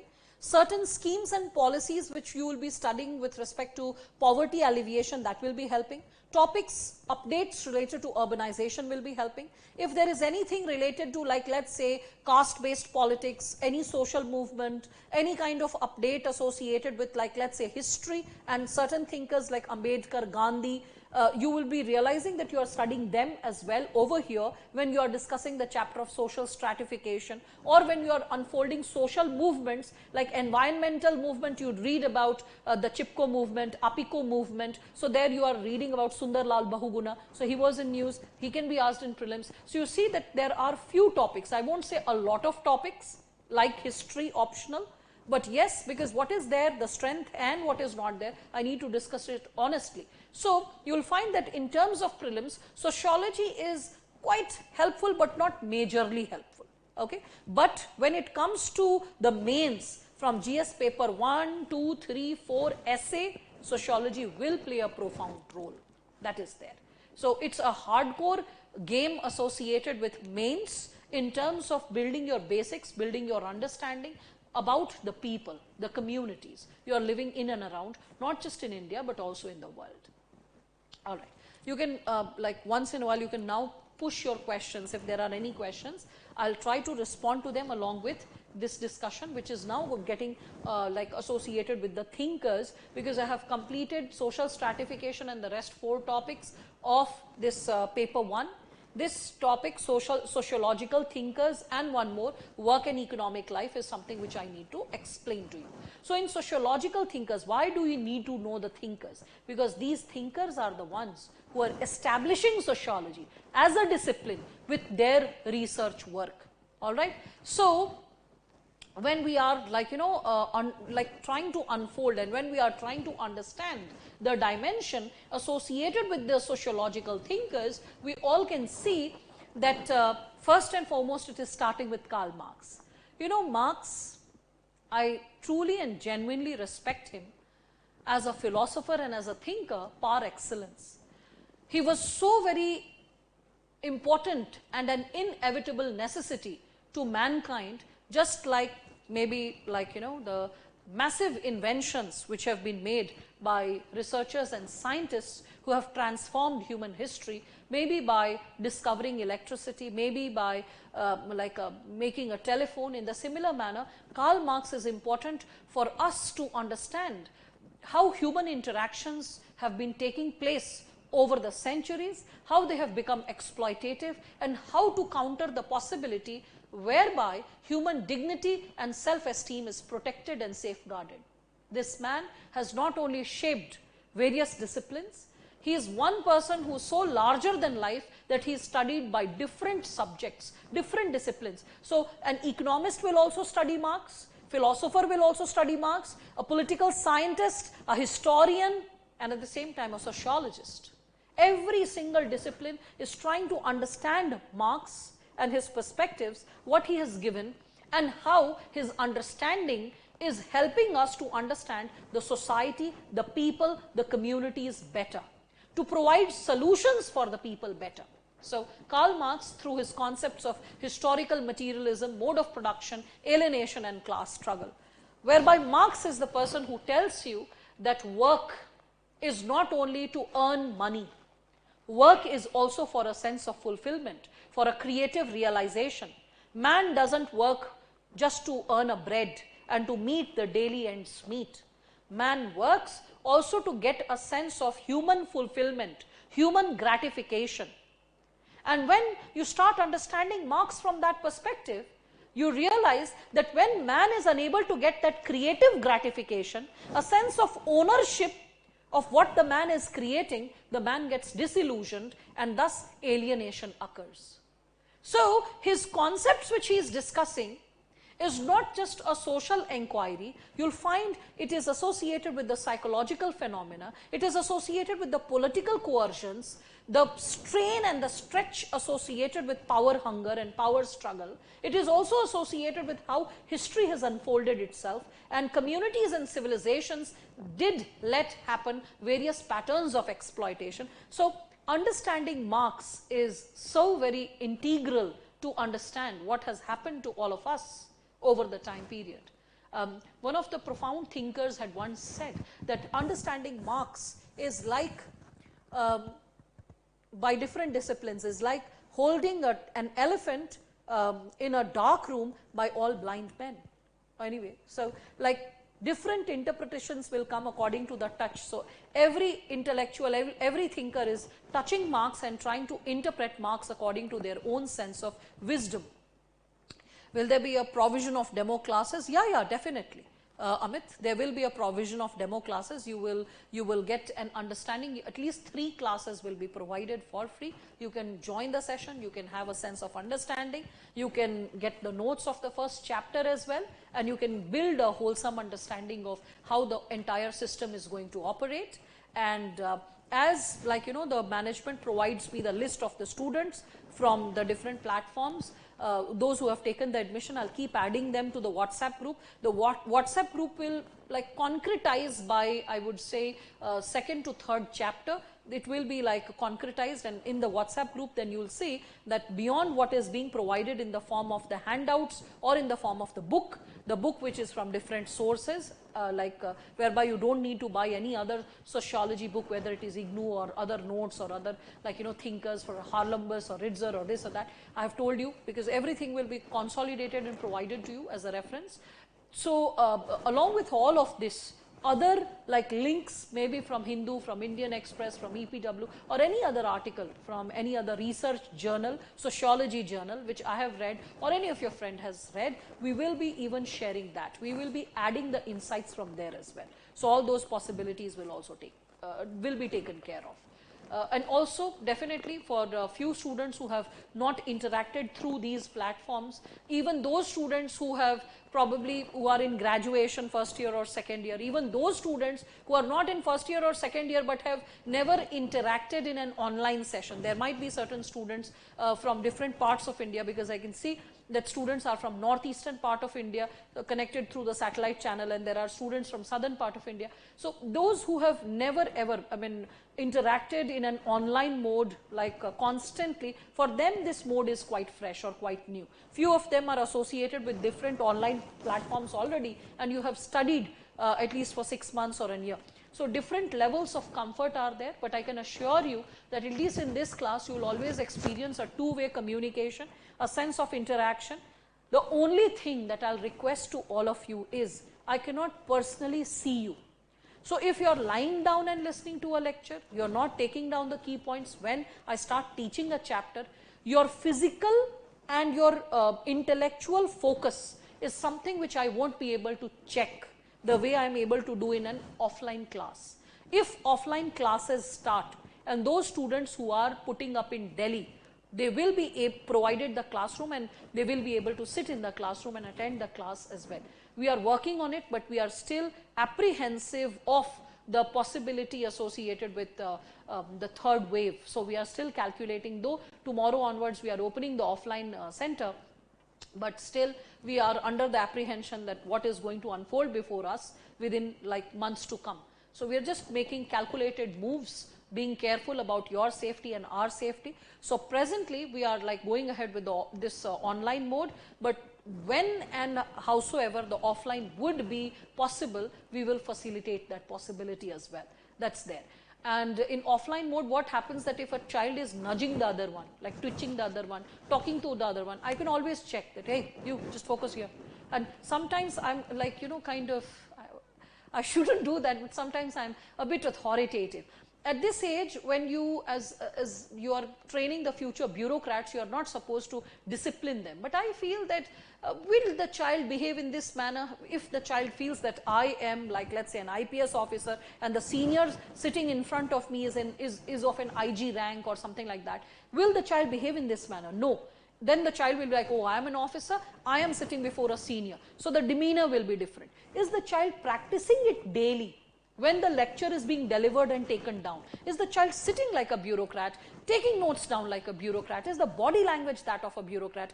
So in an offline class, shaping that becomes easier because there is a lot of visual contact. In online, the inner motivation should come from you.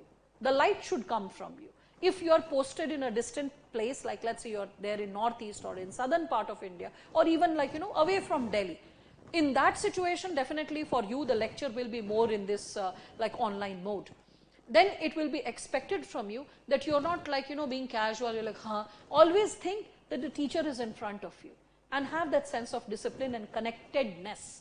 I will take care of it through the words that you write.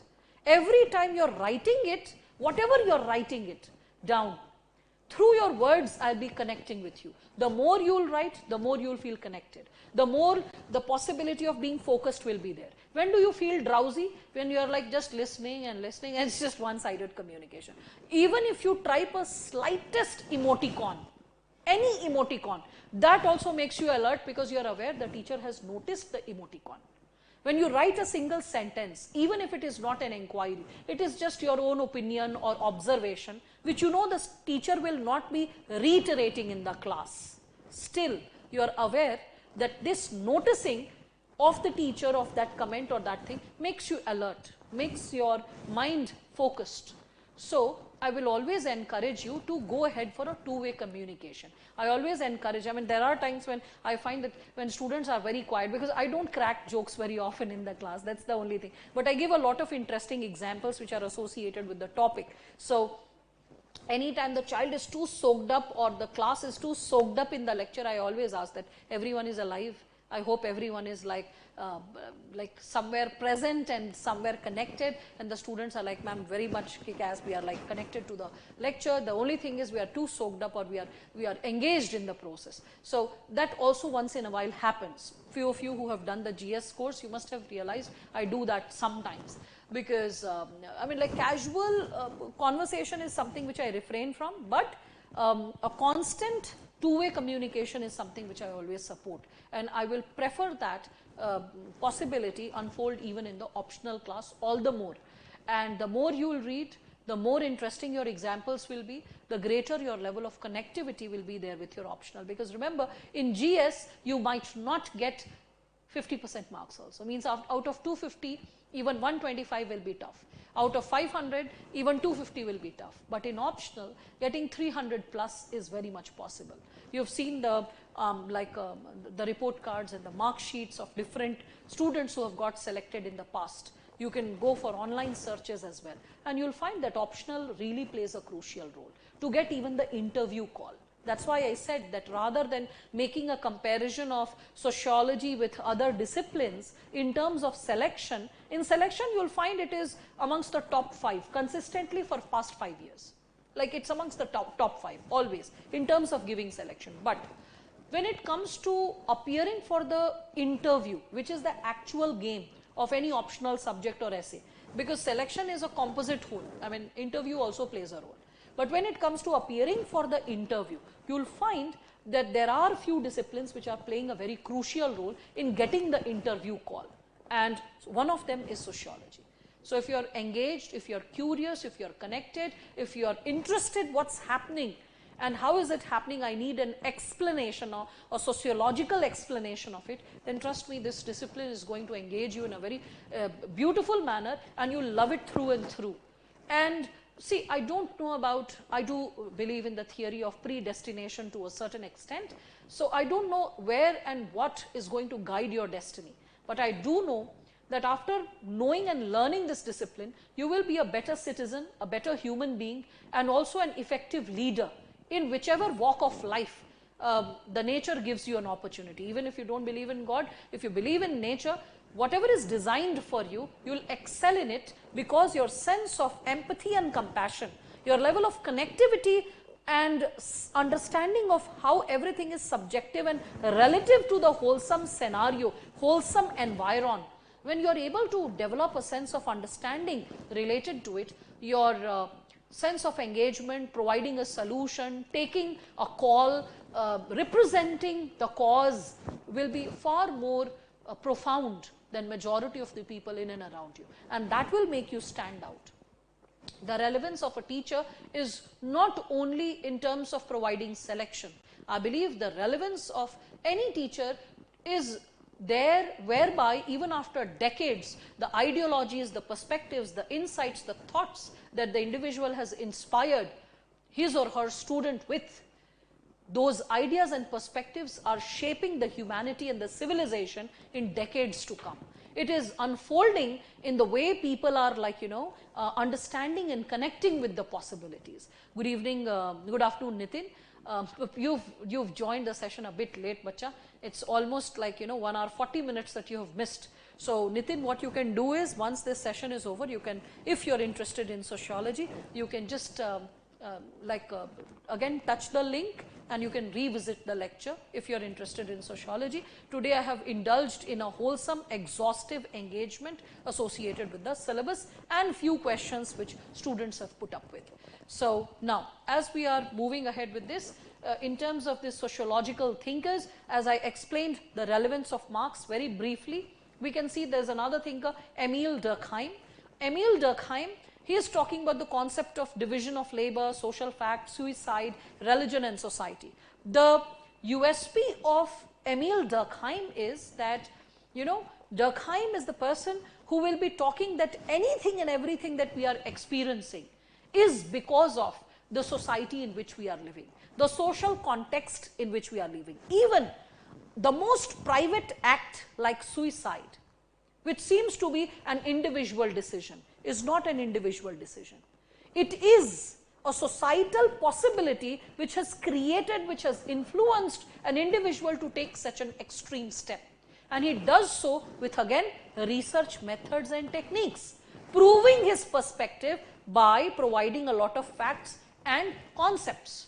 And he provides those facts from the municipal corporation data of France. So you will find that how Durkheim is, shaping the possibilities related to religion, how religion, which seems to be a private affair whereby you are engaging with your higher spiritual self, with nature or God or whatever you call it. So he is saying that it is not about the individual inquiry related to your metaphysical existence. It is something which is bringing social, let's say, consolidation. It is enhancing the solidarity. It is creating a collective consciousness, and this collective consciousness is bringing the society together. So Durkheim will be focusing more about how the society is shaping our existence, whether it is economic existence in terms of division of labor, whether it is the patterns of research, whether it is individual decisions,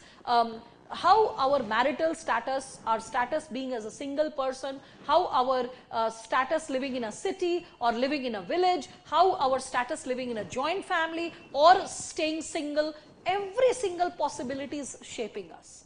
Hence, the impact of the society, the coercions of the society, the integration of the society is constantly shaping our possibilities. That is something which Durkheim will be inquiring. Similarly, Max Weber, this German thinker, he also had visited India, So this person, you'll find a very, and you'll realize that when I'm discussing thinkers, I'll be first discussing about them as individuals, who they are as people, what they have experienced in their past, how they have got influenced by their social intellectual background, by their family background, and how that has shaped their decision making, their research work, and how they have influenced us. So Max Weber, he started doing world tour, taking a break, a sabbatical from his university job after he lost his father. And subconsciously he blamed himself for the death of his father, because he was mean and rude to his father, because of which he got a cardiac arrest and he died. So Max Weber, when he started traveling across the world, and when he started observing different societies across the world, he started making a comparative understanding that why Europe is more prosperous than different Asian societies, like let us say China or India or Iran, and how the religion which is practiced in these societies like Islam, Hinduism, Buddhism, okay, all these different practices, or like let's say Christianity, in Christianity also there is Protestantism, there is like we can see this dimension related to Catholicism, how our religious choices also shape our economic choices, our economic engagements, and the nature of prosperity that we are experiencing. Definitely his theory is providing us a fresh insight, but at the same time it is not devoid of criticism. So we will be understanding that, what approach he gives, and how he is a thinker who is associated with non-positivism. So this Max Weber, I just introduced a term non-positivism over here, you can see this. So how he is also the father of non-positivism, because of the research method that he proposes, which changes the approach of thinkers, how to approach the study of society, the systematic engagement with the study of society. You will realize that as well. Similarly, Talcott Parsons, he is such a conformist in the American society, an American sociologist who went and studied, completed his PhD in Germany. Talcott Parsons, a thinker who gets influenced by the work of Max Weber. He learned German. He translated the work of Max Weber, and that is how Max Weber becomes popular across the world, because of the efforts made by Talcott Parsons. Yet Talcott Parsons' approach is so different, completely different from that of Max Weber. So he seems to be lifting concepts from Max Weber, but inquiring with a completely different approach, completely different, like, method. So that is something which is going to influence you massively. And then, Robert King Merton, he is the latest of all sociologists. This man, he was there till 2004-05, he was alive till that time. And Robert King Merton, one of my seniors, like he was almost 6 years seniors to me, and a distant cousin. So he was an IPS officer. I'm saying IPS officer was because he lost his life, okay. So he had shared, when I became a student of sociology way back, almost 2 decades back, then he had shared that, he showed me the letter. He said that, I wrote a letter related to a concept which was proposed by Robert King Merton, and he's such a humble intellectual that he all the way responded to this letter. Just see, I have the letter, I'll get it framed. So one senior student sharing it with a junior student, the intellectual titillating experience which was provided to him by another thinker, a thinker of international repute. Merton, you'll realize, he is not only very good with sociology, and he has given a profound insight related to understanding, like he has given the concepts like marginal man, and that marginal man concept comes from the word reference group. So for you, a senior IS officer is like your reference group. You want to be an IS officer, right? So let us say this happened to one of the persons of my neighborhood. So this person, he really wanted to get into armed forces. His father was a senior officer in the armed forces. So he started behaving like one, dressing up like one, carrying the body language like one. And then what happened? He sat for different rounds of interview and SSB and all that, and then he couldn't make it to the armed forces. Then what happened? His friends who were already teasing, isko to officer banna, when he couldn't become an officer, now he was standing out from the group of friends who were not dressing up like him, talking like him, behaving like him, and he was not even being a part of or getting integrated with the officers who were from armed forces background and of his age. So, not belonging to either of the groups, the commoners, the friends, and neither the officers. So, this person जो त्रिशंकु की तरह हवा में झूल गया, ठीक है, ये कौन हो गया? Marginal man. So, this person who is hanging like in the void in the air is a marginal man. Such interesting concepts have been given by these thinkers. So, like Robert King Merton had given this concept of marginal man, yes, and when you are listening to sociology, you all will be like getting connected, you all will be getting associated with a lot of insights which will be associated with your daily life. You will be able to see the concepts given by these thinkers in your day-to-day life interaction. So, thinkers won't be something which will be boring or heavy or a lot of concepts that you have to cram. Yes, technical terms you will have to cram. Insights you will have to like memorize. But when you have a profound clarity of the insight, your capability to memorize will be faster. And that is my role, whereby I have to ease and build a sense of like, connectivity with the discipline, whereby you find it not only interesting, but also highly relevant with respect to what you are living in the present world. So, that is how these thinkers, like majority of them, if we think of Marx and Durkheim and Weber and Parsons, majority of them you see that like Marx by 1889, like you see that he is done. Like this Emile Durkheim, Max Weber 1920s, you find that they are done. Talcott Parsons by mid 70s, Robert King Merton 2005, like again you can see Herbert Mead, he is a psychologist, he is the only thinker who gives you the hope and the insight that a man who is a profound intellectual, even if the degrees are not completed, the wisdom is recognized. Mead is the only person who could not complete his PhD because of financial strains in his household, because he had to take up a job immediately. Though he had qualified for the PhD entrance and he had started, but he had to leave his PhD in between just to get back to the job to make the ends meet.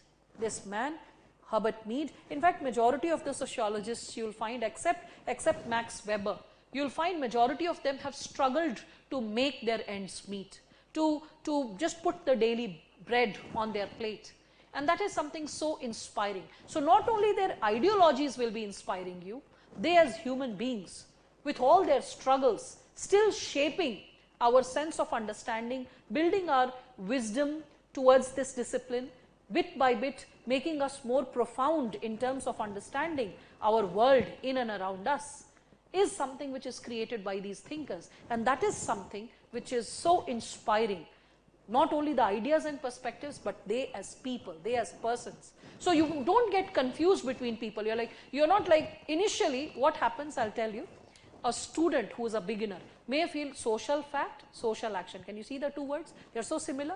So, a student may feel, oh, social action, social fact, they seem to be so similar. Who gave which concept? This can happen to a beginner who doesn't know the people. When you know who Durkheim is as a person, who he is as a human being, and why the term fact or social fact will be associated with Durkheim only, no other thinker, when you understand the logic between the two, the tendency of getting confused will not be there. Thinkers, why they are important? Because in your sociology paper 1, at least, yes, pay attention to this thing, at least 40 to 50 marks question out of 250 marks is associated with thinkers. So, the first 3 chapters, where I told you that the first 3 chapters give you 80% plus marks if you are very good at it. There is no space and scope of deducting marks. If your grammar, your expression, your concept is correct, all the facts are in place, why will someone deduct the marks? That's the most objective area in the entire civil services syllabus related to sociology, the first 3 chapters. And first 3 chapters, they come around 30 to 40 marks. This thinkers, it comes 40 to 50 marks. So, almost 80 to 90 marks is already prepared out of 250 marks of sociology paper 1 by the just 4 chapters. That's why so much of attention is required for sociological thinkers, and that's why I will be explaining the thinkers in greater detail to all of you. And then you will realize that you are not getting mixed with these terms. Social action, who gave it? Why? I mean, is social action by Durkheim or is it by Parsons? No. You will have a definite sense of clarity. First, Max Weber is saying social action. The term is lifted by Parsons later, but his approach is different. Because you now understand the chronological order of them as human beings, their biases, their choices. So why they will choose a term, why they will explain a specific type of term. And that clarity will bring so much of confidence in you in terms of handling this subject. So all those students who initially feel uncomfortable, oh my God, there are so many thinkers, how to memorize them, know them as people, yeah. If you know them as people, if you know their strengths, their weaknesses, their concepts, definitely your sense of not only understanding them and their concepts will be profound, but your sense of connectivity will be so profound that the names won't be alien and you won't be like, oh my God, so many thinkers are there. You'll be like, oh, it's so good, so wonderful that these thinkers are there. They have eased our process to understand human society. So again, when you see this last thinker, that is Mead, Mead is talking about self and identity. So this man, he is also studied in psychology and he is also studied over here in sociology. He will be talking about how a child over the time period develops his identity, his sense of belongingness and distinctness from others. And that is why, you know, I have also been a student of literature when I was a student, like pursuing my academic courses. So one of the subjects in which I had done masters was also literature. And over the time period, I realized, few of you have done ethics also from me. So over the time period, what I realized, like there is a definite connection between all these subjects, that, like, you know, all the inquiry that we are indulging in is associated with an individual moving all the way to understand what is unfolding societally and how the society is influencing the individual's mind, the individual's social existence and the soul, the spiritual existence. So the mind, the spirit, the physical existence, all of it gets influenced by the society, and the individual in turn influences the decisions, the possibilities, the phenomena of the society. So it's a vice versa process, and it is a continual cyclical process. And that is how, when you are reading sociology, it is a journey from individual to society and then society to the individual. And that is how this discipline makes you profound enough to understand what is happening in the society and unfold those realities as a civil servant. Your capability to interact and understand human crisis, pathos, challenges is more profound, more larger than life. And the same thing which you realize in this paper 1, the similar kind of possibilities are related to paper 2. In paper 2, the first topic which I had left and I said that I'll take up, because from social structure, rural agrarian transformation, and underneath, like from this B section to C section, all the 7 topics I have already discussed with you. The first subtopic which I had left, it is associated with thinkers, Indian thinkers, which are there in your syllabus. So in sociology, paper 1, you have global thinkers. In paper 2, you have Indian thinkers and their approach to study Indian society. G.S. Ghurye, he is father of Indian sociology. How this man has employed different methods, you know, putting him under the bracket of Indology is not really justified, because when I'll be talking about Indology and G.S. Ghurye, you'll realize that Ghurye has used other methods also. He had used structural functionalism also. He was such a modern man in a way. He also studied the middle class of Bombay and the sexual preferences of the middle class in pre-independent India. Can you beat it? He is the first sociology professor of Indian origin, like teaching in one of the Indian universities. So, and you'll realize that he is also the sociologist who has influenced the second generation of sociologists, means 80% of sociologists teaching in different universities, writing research papers, whom you would be quoting once in a while in different chapters, like let's say in caste system, in family marriage kinship. Like majority of the thinkers have been a student of G.S. Ghurye. Even later on when you see these names like M.N. Srinivas or A.R. Desai, even they initially were students of G.S. Ghurye, though they moved ahead of him the way it should happen, that a disciple, a student, and his or her ideology, his or her profound learning and understanding should move ahead of the teacher. That is how research work gets carried forward. That is how the world of intellect like unfolds itself, broadens itself. And that is how wisdom expands its horizon from one generation to another. And that is how it should happen. So you'll realize that how this man, he influences different schools of thinkers and he creates different schools of thoughts, not by what he has spoken, but the kind of students he has created and the intellectual freedom that he has provided to his students. Though he has influenced them, but still, like the intellectual freedom he has provided has shaped their opinions per se. So you will be like knowing about these thinkers, the Indian thinkers. Here you can see this social background of Indian nationalism. This was the name of the research paper of A.R. Desai. So indirectly you are studying about A.R. Desai and few other thinkers who have contributed to the thought. Modernization of Indian tradition without taking the name Yogendra Singh, the thinker, is also there in your syllabus, along with Yogendra Singh, Mackim Marriott and few other thinkers who have spoken about the concept of modernization of Indian tradition will be there. And this topic will build your understanding related to GS paper 1, globalization, impact of globalization of Indian society. The theoretical enquiries and understanding will become all the more strong and profound after reading this chapter, after knowing about this chapter, which generally is not taught in GS classes, even by me.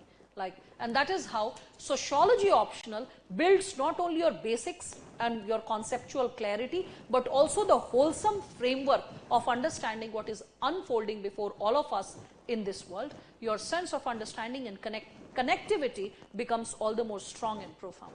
You can see this protests and movements during the colonial period, social reforms. This is something which is not only associated with history, but we can also connect it with the chapter of social movements which was there like in this topic paper 2, which we were just highlighting, and I had showed this to all of you. This one you can see, this social movements.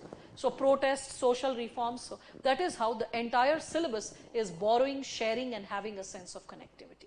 Right? So I hope all of you are having a definite sense of understanding of the syllabus. In the previous lecture last week, which I had taken, and the link of which I had provided in my Sociology Telegram channel, that lecture was completely different from this one. That was associated with taking your inquiries, curiosities, because that was the first session. And students are loaded with questions. So that day I just spent my qualitative time in explaining you the basic understanding of this discipline and engaging that. Today was a more in-depth lecture associated with building a sense of connectivity with this discipline, building a sense of understanding with this discipline, and I hope you are able to not only connect with this subject but also enjoy the possibility of learning it, being curious about it at least to begin with, and the hope that this discipline will give a profound selection and help you meet your coveted goal. So if there are any questions, I'm still logged in for another few seconds, else I would be like logging out. I hope this discussion was meaningful for all of you. Okay, so all right, that's interesting, nice to know. Okay, so let me be just logged in for a few seconds. If there are any other profound inquiries, please feel free to raise it.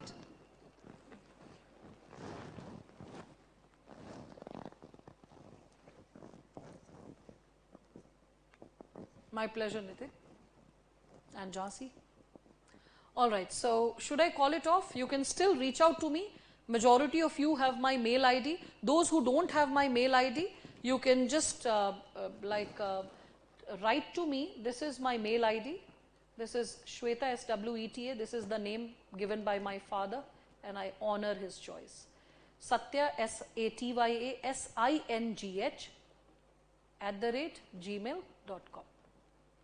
So if you have any other inquiry related to the subject, this is there. On the Telegram channel, I have provided my the contact number of the person who can be like discussing. Okay, yes Mahima, this is the best question I must say. What are the timings of the class? The timings would be the same, 2 to 4 p.m. I would be teaching for 4 days and giving you rest of the 3 days for making notes and completing the reference material. So I would be, the lecture days that have been allocated to me by the management are Monday, Wednesday, Thursday and Friday, 2 to 4 p.m. I can extend the lecture by 15 minutes if and when required. So like 2 to 4 is a must. Sometimes it can be 2:10, 2:15, sorry 4:10, 4:15 also, but 2 to 4. The afternoon time for your optional, so that before that time you can finish your GS, or after that you can indulge in GS, and also you can, like, you know, you have enough time to probably prepare or do some reference reading before coming to the class. So I had two options, 11 to 1 and this timing. So I chose 2 to 4. And the days which are there are this, like Monday, Wednesday, Thursday and Friday, keeping your Saturdays and Sundays off. After Monday, if a child has not grabbed the concept or some chapter is starting and the reference reading is not completed, the child can do. So 4 days in a week and 2 hours per day.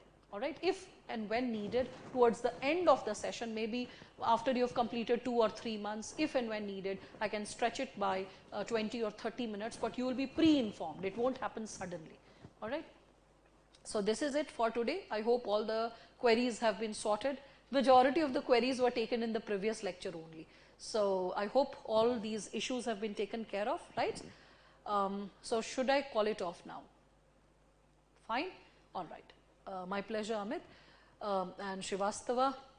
Okay, then thanks a lot. Bye and take care all of you. Best wishes for your journey ahead.